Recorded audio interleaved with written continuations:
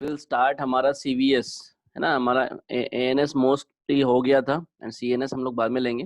First will start CVS, क्योंकि CVS और ANS के ड्रग में there are some drugs are common like alpha receptor agonist, antagonist and beta blockers. ये सारी चीजें सीवीएस में है, so that we can finish our CVS first.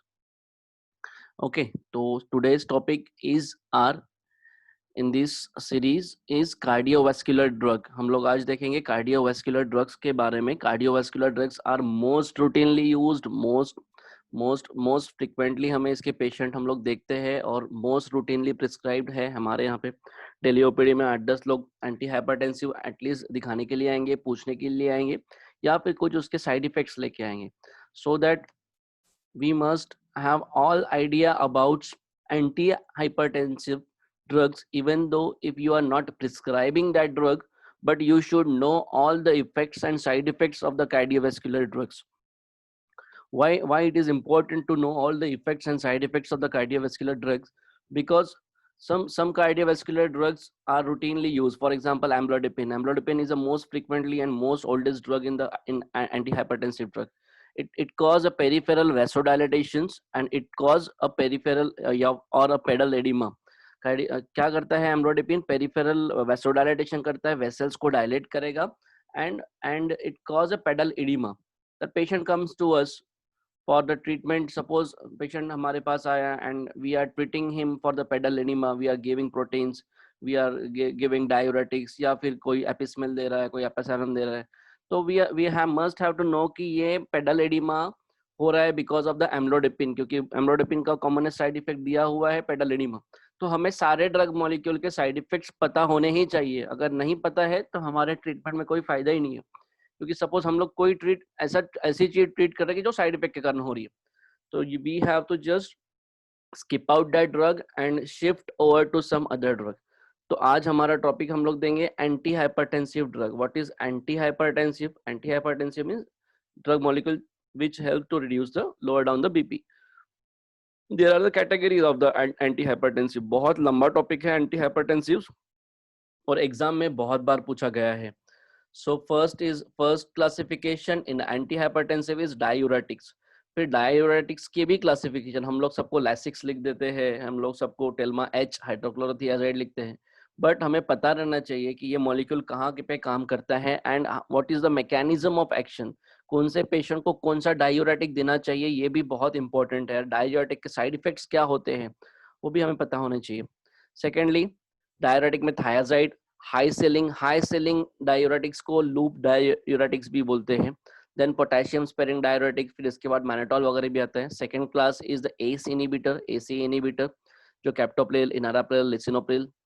फिर एंजियोटेंसिन ब्लॉकर, जैसे कि losartan, telmisartan, all the sartans are angiotensin receptor blocker. Okay, then calcium channel blocker, amlodipine, nifedipine, diltiazem, verapamil. Beta blocker भी all no, atenolol हमने पढ़ा भी था। Beta and alpha blocker ये भी हमने पढ़ा है। What are the alpha blockers and beta blockers classification में एएनएस के? Beta and alpha blocker is labetalol and carvedilol, एलसी। मैंने कहा था एलसी याद करने के लिए। अल्फा और बीटा दोनों रिसेप्टर को ब्लॉक करने वाले ड्रग लाबेटालॉल एंड कार्वेडालॉल। तो ये एमसीक्यू में पूछा है इसके पहले 2-3 बार, इसलिए मैं बार बार बोलता हूँ कि इसको याद कर लेना। ये पूछते ही है लाबेटालॉल एंड कार्वेडालॉल के बारे में। देन सिर्फ अल्फा एड्रेनर्जिक ब्लॉकर हमने ये भी पढ़ा था, प्राजोसिन, टेराजोसिन, डॉक्साजोसिन, इसके बारे में भी हमने पढ़ा था। ये सारे एएनएस के ड्रग्स, 50% एएनएस के drugs are come in the CVS. Central sympatholytics, clonidine, alpha 2 receptor agonist, किसी को याद आ रहा होगा तो this is the clonidine and methyldopa, these are the alpha 2 receptor agonist.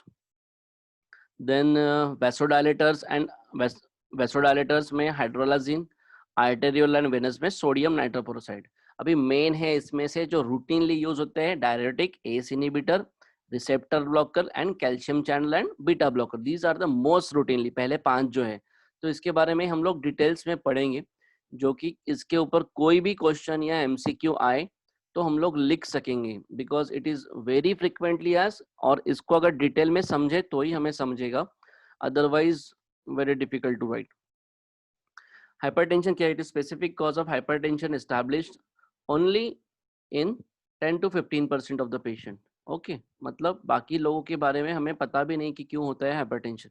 Only 10 to 15% के बारे में पता है। Patient in whom no specific cause hypertension are said to have essential और प्राइमरी हाइपरटेंशन।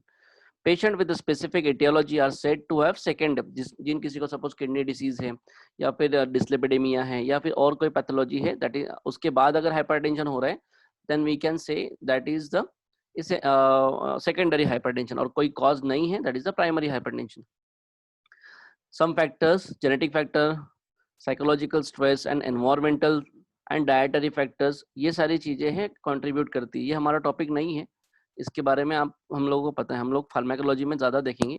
जस्ट एक डेफिनेशन के बाद will shift to our main topic. तो आज हम लोग पढ़ेंगे, first is diuretic. What is the diuretic? Diuretic का काम क्या है और कौन से डायूरेटिक हम लोग लिखते हैं। ओके, एक ये चीज और है, एक this is classification of hypertension on the basis of blood pressure, JNC 7 2003। देखो, नॉर्मोटेंसिव इज 120/80, सबको पता है। Pre hypertension is 120 to 135 and 80 to 90। ये सबसे रिसेंट दिया हुआ है उन्होंने। हाइपरटेंसिव किसको बोलेंगे? More than 140 to 90। Stage 1 140 to 160 के रेंज में, 90 to 99 के रेंज में स्टेज 1। Stage 2 is 160 100। इसको चार्ट बना के क्लिनिक में लगा देना, बार बार देखेंगे तो हमें याद आ जाएगा।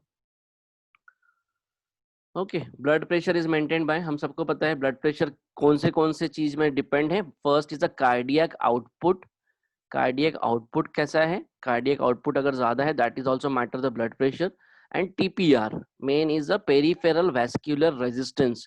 जो आपके आर्टरीज है, वेन्यूल्स है, इसमें रेजिस्टेंस, अगर ज्यादा रेजिस्टेंस है ज्यादा प्रेशर, कम रेजिस्टेंस डायलेट हो गए तो कम blood pressure.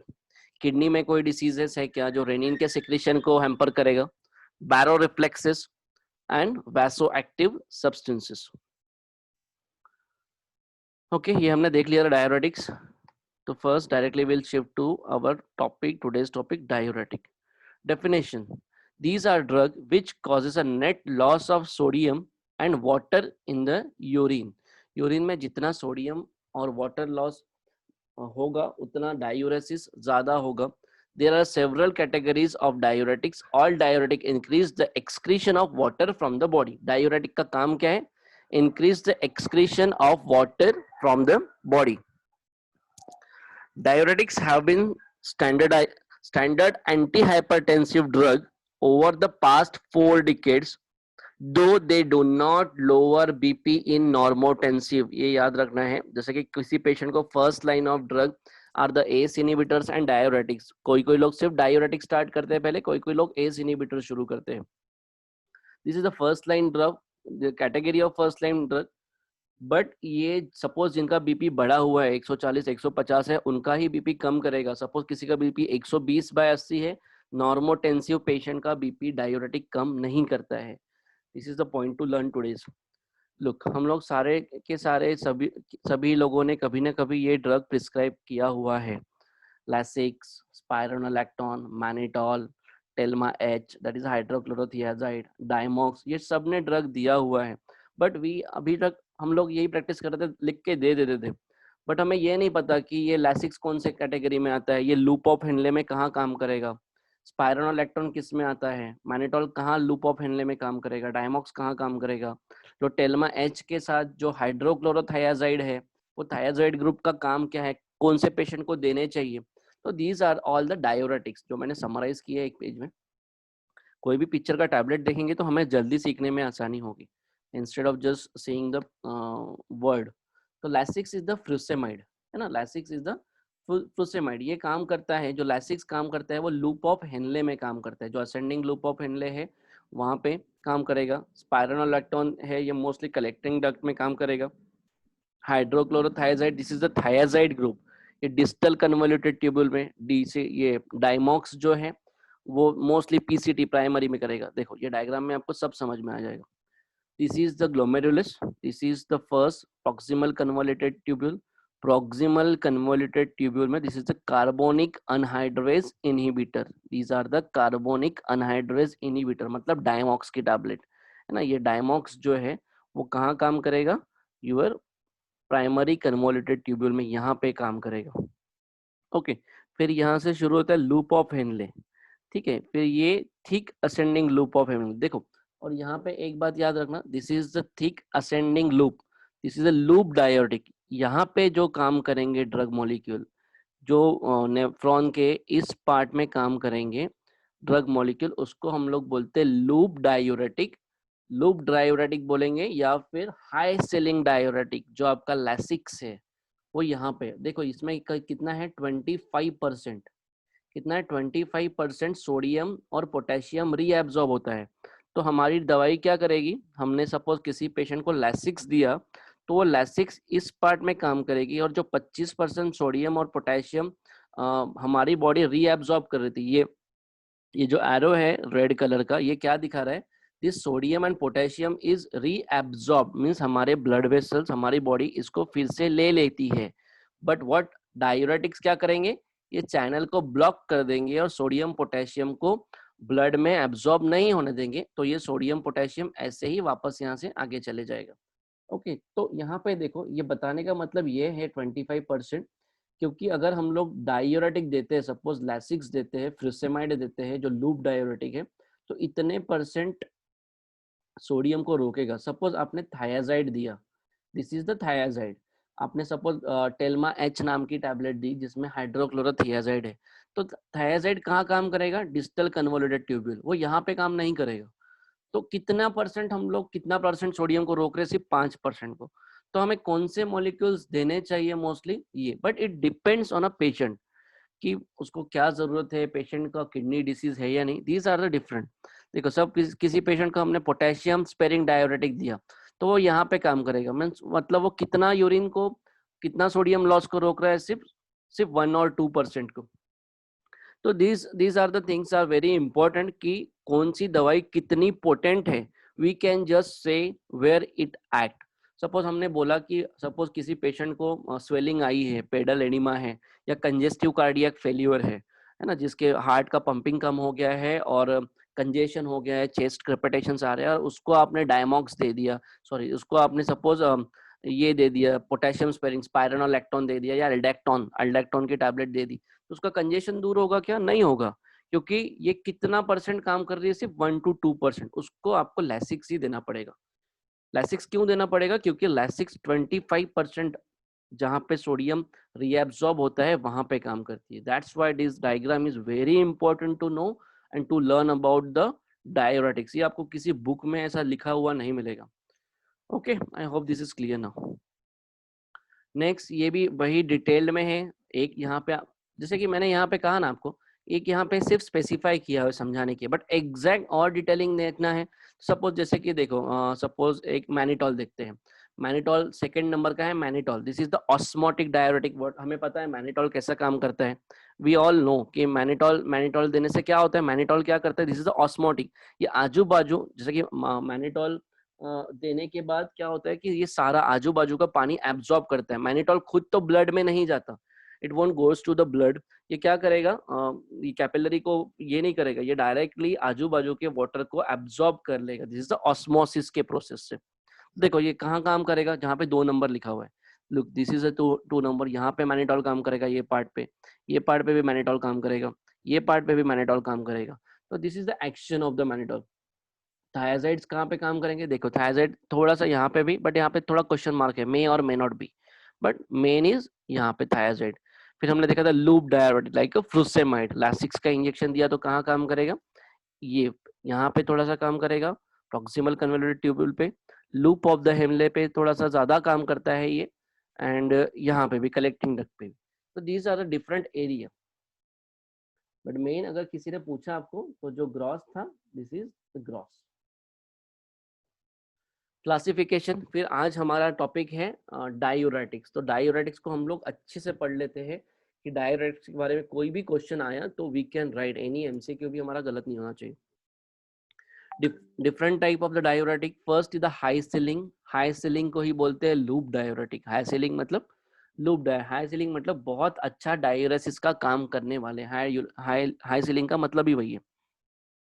Then thiazides, then carbonic anhydrase inhibitor, potassium sparing, osmotic diuretics and low ceiling diuretics. देखो ये एक रफ डायग्राम आपके दिमाग में रख लेना. Mostly osmotic diuretic, osmotic diuretic तो पूरे लूप पूरे नेफ्रॉन में करता है काम, ऐसा कुछ बुक बोलते हैं, it works all here, but osmotic work most of the nephron.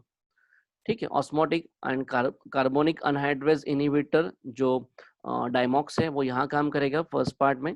Loop diuretic में लूप ऑफ हेनले में काम करने वाले यहाँ पे जो फ्रुसेमाइड है, लैसिक्स है.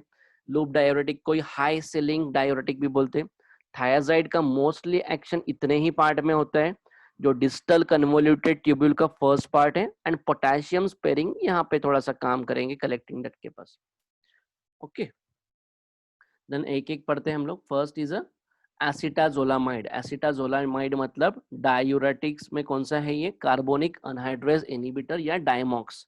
देख लेते हैं ये यहाँ पे काम करने वाले. सी ए इनहिबिटर लिखा है ना, सी ए इनहिबिटर में काम आएगा आपका कार्बोनिक अनहाइड्रेज इनहिबिटर, उसी को बोलते हैं एसिटाजोलामाइड. ब्रांड नेम है Diamox.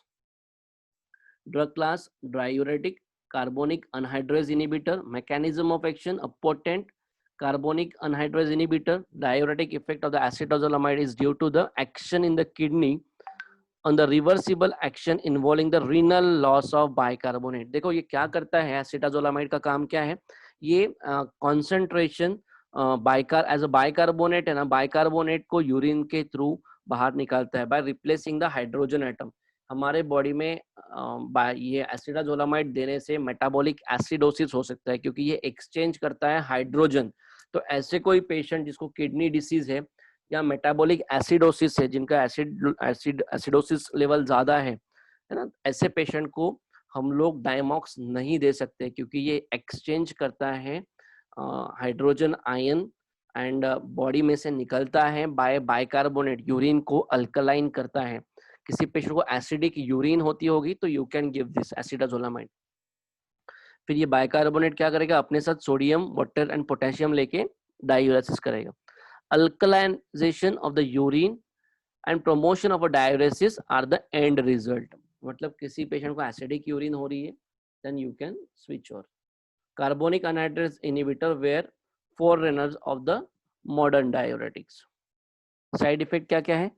Long term usefulness of the carbonic anhydrase inhibitor is commonly compromised by the development of metabolic acidosis. Patient को metabolic acidosis हो सकता है, so be cautious while using this drug. या फिर जिनको कोई problem है, जिनको कोई क्रॉनिक डिसीजेस है, ऐसे पेशेंट में डायमॉक्स यूज करते वक्त थोड़ा सा बी अवेयर.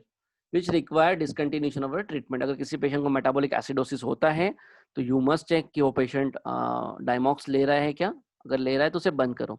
इलेक्ट्रोलाइट इम्बैलेंस हो सकता है, पैरास्थेसिया हो सकता है, tingling feeling in the extremities, hearing dysfunction and tinnitus. अगर कोई पेशेंट आपके पास आता है जो बोल रहा है सर हाथ पैरों में चींटियां आ रही है, थोड़ा कान में सुनने में तकलीफ आ रहा है, तो चेक करो वो डायमॉक्स का टैबलेट ले रहा है क्या. Loss of appetite, taste alteration, GIT disturbance such as nausea, vomiting and diarrhoea, polyuria, occasional instance drowsiness and confusion.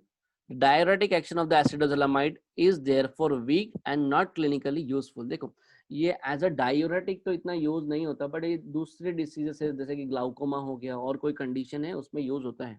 But as a diuretic ये इतना पावरफुल एक्टिंग ड्रग नहीं है, जबकि इसके साइड इफेक्ट ज्यादा है.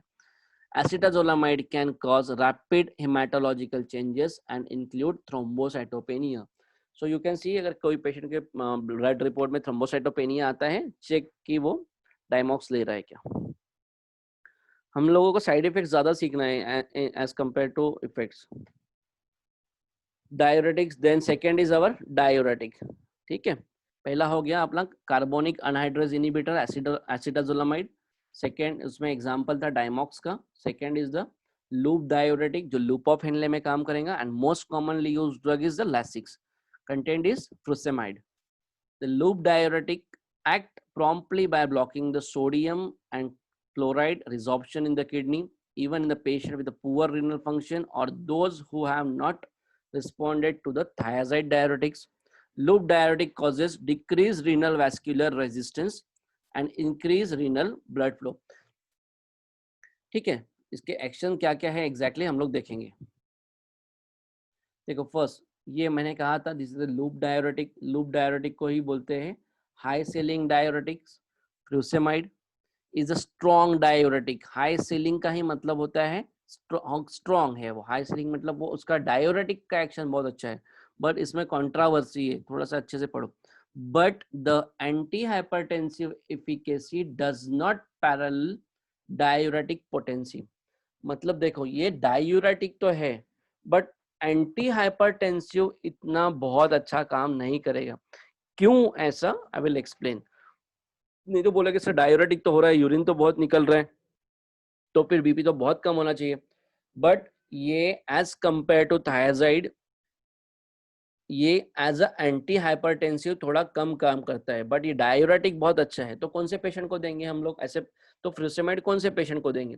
ऐसे पेशेंट को देंगे, सपोज कोई पेशेंट को कंजेस्टिव कार्डियक फेलियर है, जिसके बॉडी में वाटर बहुत ज्यादा एक्यूमुलेट है, जिससे बीपी तो रिलेटेड मींस बीपी तो ओके होगा, बीपी में इतना मैटर नहीं करेगा ये ड्रग, बट कहाँ मैटर करेगा कि पेडल इडिमा है, स्वेलिंग आया हुआ है, ऐसे पेशेंट कंजेस्टिव कार्डियक फेलियर का पेशेंट है जिसमें वाटर एक्यूमुलेशन ज्यादा है, लंग्स में ऑस्कल्ट किया तो क्रेपिटेशन आ रहा है, तो ऐसे पेशेंट को आप दूसरा कोई डायूरेटिक न देते हुए अगर आप लैसिक्स देंगे तो उसका इफेक्ट ज्यादा होगा, क्योंकि this is strong diuretic but weak anti hypertensive.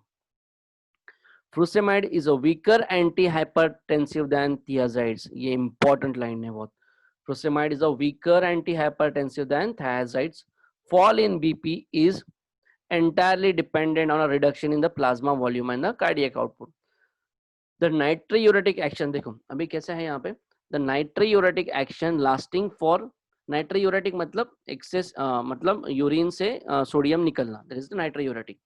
The natriuretic action lasting only for 4 to 6 hours after the conventional morning dose is followed by, देखो जैसे कि सबवे पेशेंट ने 9 बजे लैसिक्स की गोली खाई, तो क्या होगा 4 से 6 घंटे तक वो काम करेगी, followed by compensatory increase in the proximal tubular resorption of the sodium. फिर उसके 6 घंटे बाद क्या होगा, कंपनसेट करने के लिए प्रॉक्सिमल कन्वर्टेड ट्यूबुल से और ज्यादा सोडियम एब्जॉर्ब होना शुरू होगा। मतलब हम लोग कुछ टाइम के लिए तो काम कर रहे हैं, बट बॉडी उसका कंपनसेट करने के लिए अपना वर्किंग चेंज कर रही है, तो और सोडियम एब्जॉर्ब होगी। तो इसको थोड़ा सा ध्यान रखना चाहिए कि ये भी हो सकता है। तो टीपीआर, ये भी लाइन बहुत इंपॉर्टेंट है जो रेड कलर में लिखी है। तो TPR and vascular responses are not reduce. देखो यही यही एक डिफरेंस है फ्यूसेमाइड में, मींस लूप डायोरेटिक में और थायराइड्स में। लूप डायोरेटिक लाइक लैसिक्स क्या करेगा, ये इस पे कोई असर नहीं डालता। टीपीआर मतलब total peripheral resistance, and vascular means blood vessel पे फ्यूसेमाइड का कोई रोल नहीं है। थायराइड्स क्या करता है, ये ब्लड वेसल को थोड़ा सा डायलेट करेगा। ये ब्लड वेसल को थोड़ा सा डायलेट करेगा तो क्या फर्क पड़ता है उससे, डायलेट करने के कारण थायराइड्स में बीपी ज्यादा कम होता है। इसीलिए फ्रूसेमाइड में ज्यादा बीपी कम नहीं होता, क्योंकि टीपीआर टोटल पेरिफेरल रेजिस्टेंस उतना फर्क नहीं पड़ रहा है। किसी को नहीं समझा होगा तो यू कैन आस्क मी बाद में। Moreover, the high ceiling diuretics are more liable to cause fluid and electrolyte imbalance, weakness and other side effects. They are indicated in hypertension only when it is complicated by, देखो कब use करना है, hypertension है किसी patient को, but उसको क्या है, क्रॉनिक रिनल फेलियर में थायराइड्स अगर काम नहीं कर रहे, both as a diuretic and anti hypertensive. Second, coexisting refractory CHF, mean है कंजेस्टिव हार्ट फेलियर अगर किसी पेशेंट को है, resistant to the combination regimen containing a thiazide or marked fluid retention due to the use of potent vasodilator। देखो suppose हम लोग कोई patient को एम्लोडेपिन दे रहे हैं, दिस इज द जो वेसल्स को डायलेट करेगा, या फिर एस इनिबिटर दे रहे हैं जैसे कि ARB दे रहे हैं, टेलमिसार्टन वगैरह। देखो टेलमिसार्टन के साथ भी ये आता है मॉलिक्यूल हाइड्रोक्लोरोथियाजिड या कोई भी डायोरेटिक आता है। तो ऐसे पेशेंट को जैसे कि आपने एम्लोडेपिन दे रहे हो तो उसके साथ आप लैसिक्स कम पावर में ऐड कर सकते हो, क्योंकि वेसल्स डायलेट होंगे तो इडिमा हो सकता है। तो ऐसे पेशेंट के साथ एम्लोडेपिन के साथ आप लैसिक्स ऐड कर सकते हो।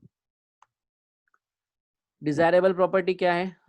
once a day dosing and flat dose response covering permitting a simple standardized regimen, no fluid retention, no tolerance, low incidence of a postural hypotension. क्या क्या होगा, हम लोग सपोज फ्रुसेमाइड देंगे तो फ्लूइड रिटेंशन नहीं होगा, वंस अ डे डोज है ना, इफेक्टिव आइसोलेटेड सिस्टमिक हाइपरटेंशन में वो काम करेगा। Low incidence of the postural hypotension, relative freedom from side effect, तो इसमें पोस्चरल हाइपोटेंशन होने के चांसेस नहीं है, जो जो मोस्टली हमारे अल्फा 1 ब्लॉकर्स में पोस्चरल हाइपोटेंशन होता है, जो हमने पढ़ा था।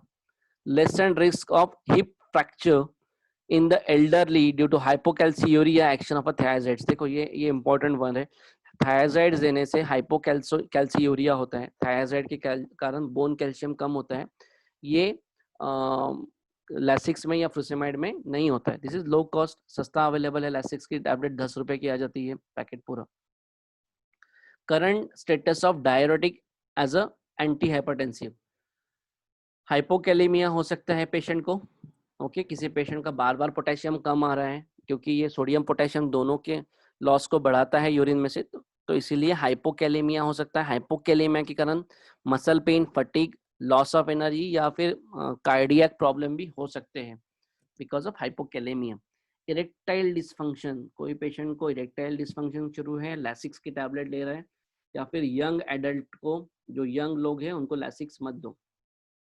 कार्बोहाइड्रेट इंटॉलरेंस हो सकता है, डिसलिपिडीमिया हो सकता है, हाइपर यूरेसीमिया हो सकता है, and increase incidence of a sudden cardiac death, sudden death हो सकती है बिकॉज ऑफ हाइपोकैलेमिया।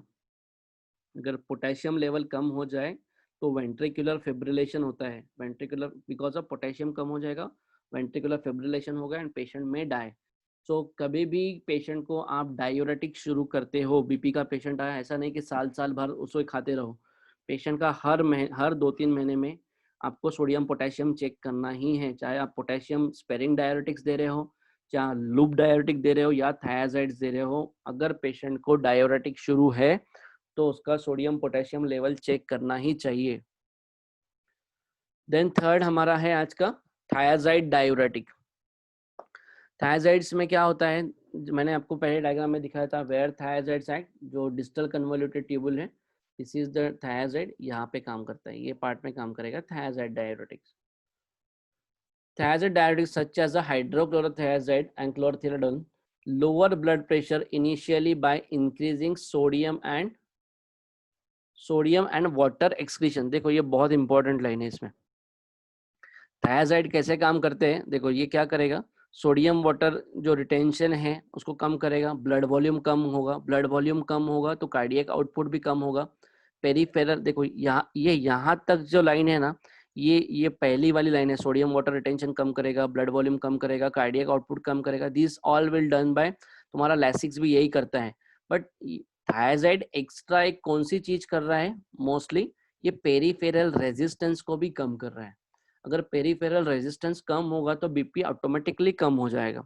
तो this is the difference in thiazide, जिस जो हमने टेल्मा एच जो आता है ना, टेल्मिसर्टान विद हाइड्रोक्लोरोथायाजाइड्स, तो इसीलिए थायाजाइड से बीपी कम होता है और लैसिक से बीपी उतना फर्क नहीं पड़ता है।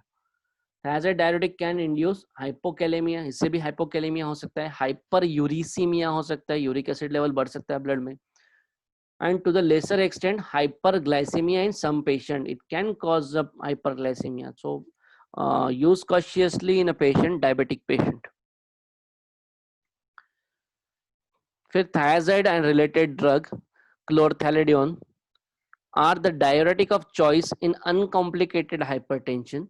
The proposed mechanism of antihypertension is, पहले क्या करेगा, the diuresis reduce the plasma and extracellular fluid volume by 5 to 15% और cardiac output कम करेगा। The similar effect are produced by salt restriction। देखो ये important line है, मीन्स अगर आपको किसी पेशेंट को हाइड्रोक्लोरोथियाजाइड्स अगर यूज करना है, these all are lines are taken by the from the Tripathi का जो न्यू एडिशन है उसमें से लिए मैंने, तो these are really meaningful lines. Similar effect are produced by salt restriction।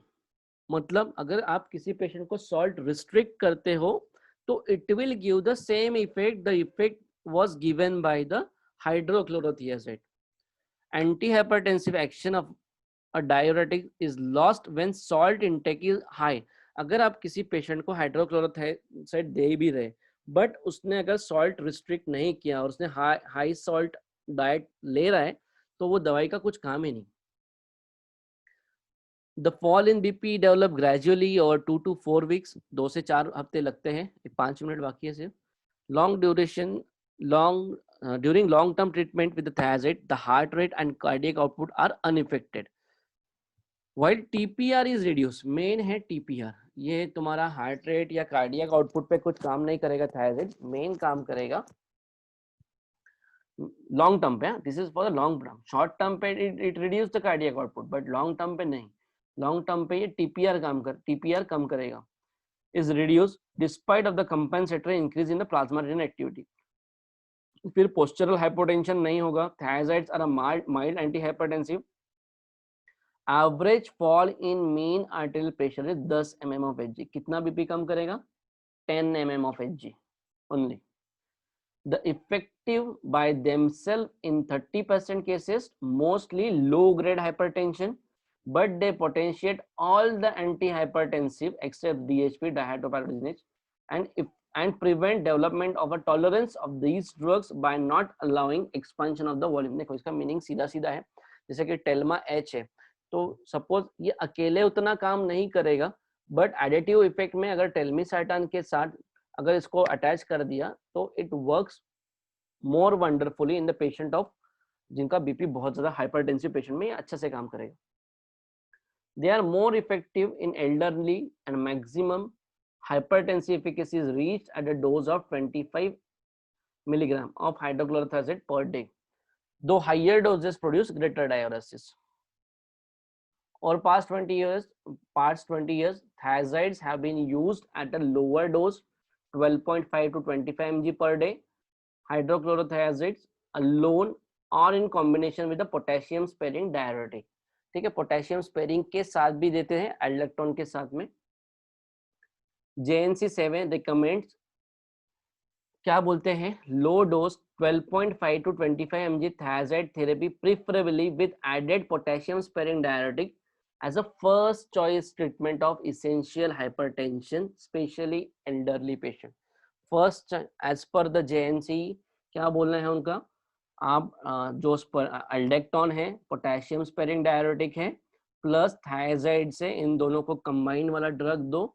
This is the first choice of treatment और the hypertension. Higher doses are neither more effective nor safe. If low dose 25 mg per day fails to reduce BP to desired level, another antihypertensive should be added rather than increasing the dose. ये भी important है. अगर BP कम नहीं हो रहा है 25 mg per day में तो आप उसका डोज सुबह शाम मत करो. 25 mg सुबह लो, 25 mg शाम को लो. This should not be done. आप दूसरा एंटी हाइपरटेंसिव ऐड करो, चाहे टेल्मिसार्टान ऐड करो या फिर एम्लोडेपिन ऐड करो, whatever you feel better for that patient. However, in the treatment of severe hypertension, when potent vasodilator sympathetolytic have induced fluid retention, higher dose of thiazide loop diuretic may be appropriate. ठीक है, अगर vasodilator आप लोग add करते हैं और उसमें से एडिमा होते हैं तो आप यूज कर सकते हो. Some patient complain impairment of the quality of life with the diuretics. Last slide है. Okay, mechanism of antihypertensive जो हमने देखा अभी कैसा काम करता है. थायराइड्स क्या करेगा, किडनी में एक्ट करेगा. किडनी में एक्ट करके क्या करेगा, इंक्रीज सोडियम और वाटर का एक्सक्रीशन ज्यादा करेगा, शरीर बॉडी से बाहर निकालेगा. Decrease in the blood volume, तो ब्लड वॉल्यूम कम हो जाएगा but obvious. Decrease in cardiac output and decrease in BP. After 4 to 6 week, 4 से 6 हफ्ते के बाद क्या हो जाएगा, compensatory mechanism operate to regain sodium balance, plasma volume and cardiac output but BP remains low. देखो 4 से 6 हफ्ते के बाद ये इससे कार्डियक आउटपुट में कुछ फर्क नहीं पड़ेगा. ठीक है, ये पहले स्टार्टिंग में तो ये सारी चीजें करेगा बट उसके बाद भी ये बीपी क्यों कम करा रहा है. Even after the compensatory mechanism, there exists a small deficit of a sodium in a vessel wall, these sodium deficient reduce stiffness of a vessel wall, leading to vasodilation. These leads to decrease in a TPR and fall in BP. देखो मैं इसको एकदम easy करके आपको बताता हूँ कि देखो ये last line पढ़ लेते. So the initial fall in BP due to thiazides is due to fall in a COP, but the fall in BP sustained due to fall in TPR. सबसे important है last वाली line. देखो initial fall in BP due to thiazides, thiazides देने के बाद BP कम होता है स्टार्टिंग में बिकॉज ऑफ कार्डियक आउटपुट कम होने से, क्योंकि वो यूरिन में से सोडियम वाटर निकाल रहा है, पानी कम हो गया शरीर से, कार्डियक आउटपुट कम हो गया. बट 4 से 6 हफ्ते बाद क्या हो जाएगा, वो टीपीआर, हमारे जो टीपीआर है टोटल पेरिफेरल रेजिस्टेंस जो है, जो आर्टरीज और वेंस का जो रेजिस्टेंस है उसे कम कर देगा एंड फिर वो उस हिसाब से बीपी कम करेगा. अगर रेजिस्टेंस कम रहेगा तो ब्लड प्रेशर कम रहेगा. Okay, these are the sides. ये एक बार पढ़ लेना. Carbonic anhydrase, loop, thiazide, potassium sparing and ADH. तीसरा चलो पोटेशियम स्पेरिंग पढ़ लेते हैं, 1 मिनट का ही है. पोटेशियम स्पेरिंग जो स्पाइरोनोलैक्टोन है, ये सिर्फ काम करता है कि पोटेशियम को एक्सक्रीशन को बचाता है, पेशेंट को हाइपोकैलेमिया नहीं होने देता. This is the only potassium sparing, मतलब पोटेशियम के लॉस को रोकने वाला, और पेशेंट को साइड इफेक्ट नहीं होंगे. Okay, this are the diuretics. ये एक बार पढ़ लेना सिर्फ आपने. 1 मिनट बाकी है, किसी को कोई डाउट?